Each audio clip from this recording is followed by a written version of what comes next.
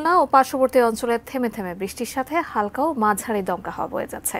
খুলনার শিবসা নদীর পাড় থেকে সরাসরি যুক্ত হচ্ছেন আমাদের প্রতিনিধি পলাশ চন্দ্র ঢালী। পলাশ, এর আগেও আপনি আমাদের সঙ্গে সংযুক্ত হয়েছিলেন। ঠিক এই মুহূর্তের প্রস্তুতি আপনার কাছ থেকে জানতে চাই, কি অবস্থা সেখানে পরিস্থিতি, এবং সেই সাথে নিশ্চয়ই যারা উপকূল বাসিন্দা আছেন তাদেরকে সরে যাওয়ার জন্য নিশ্চয়ই বিভিন্ন রকম নির্দেশনা দেওয়া হচ্ছে, তারা সরে যাচ্ছেন কিনা বিস্তারিত জানাবেন।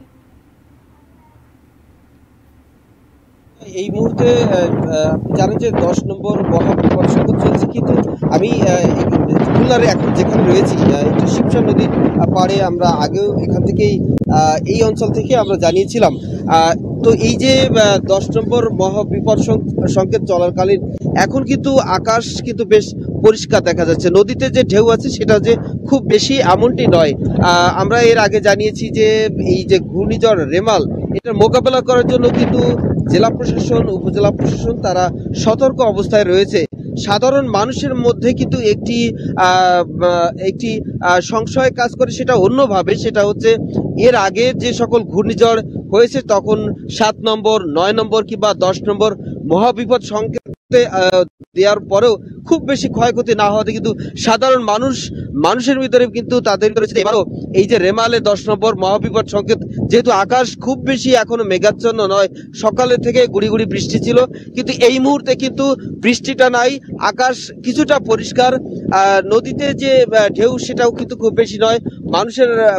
মানুষের মাঝে স্থানীয়ভাবে আমরা এখন বটিয়াকাটা এলাকায় যেখানে রয়েছি, এখানে অনেকেই জানে না যে 10 নম্বর মহাবিপদ সংকেত চলছে। আমরা সাধারণ মানুষের সাথে কথা বলেছি এর আগে, যদিও ফায়ার সার্ভিসের পক্ষ থেকে তারা সতর্ক সংকেত দিয়েছে, তারপরে অনেকেই জানে না যে 10 নম্বর মহাবিপদ সংকেত চলছে।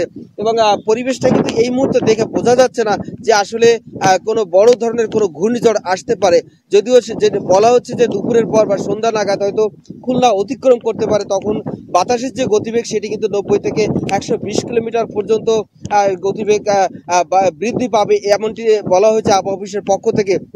আমি একটা তথ্য জানাতে চাই আপনাকে, সেটা হচ্ছে স্কুল কলেজে যে শিক্ষা প্রতিষ্ঠান যেহেতু খোলা রয়েছে, আমি শিক্ষকদের সাথে কথা বলেছি, তারা কিন্তু আমাদেরকে জানাচ্ছিলেন যে যেহেতু এই 7 নম্বর এবং 10 নম্বর সংকেতের সময় স্কুল শিক্ষা প্রতিষ্ঠান খোলা রয়েছে, অনেক অভিভাবক কিন্তু তারা শঙ্কায় রয়েছে, তাদের বাচ্চাদের নিয়ে, তাদের ছেলে মেয়েদের নিয়ে কিন্তু তারা শঙ্কায় রয়েছে।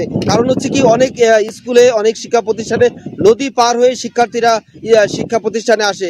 তো সেক্ষেত্রে তারা কিন্তু, সে সকল অভিভাবক কিন্তু শঙ্কায় রয়েছে, এরকম আমরা অনেক জায়গায় খবর পেয়েছি। এখন পর্যন্ত কোনো ধরনের সাইক্লোন শেল্টারে কোনো মানুষ গেছে আশ্রয় নিতে, এমনটি কিন্তু আমরা এখনো পর্যন্ত পাইনি। যদিও প্রায় 604টি সাইক্লোন শেল্টার খুলনাতে প্রস্তুত রাখা হয়েছে এবং 3টি মুজিব কেল্লা প্রস্তুত রাখা হয়েছে।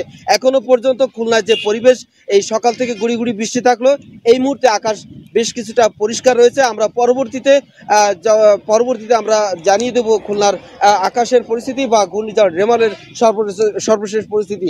আমার কাছে এখন পর্যন্ত এতটুকু তথ্য ছিল। জাকিয়া।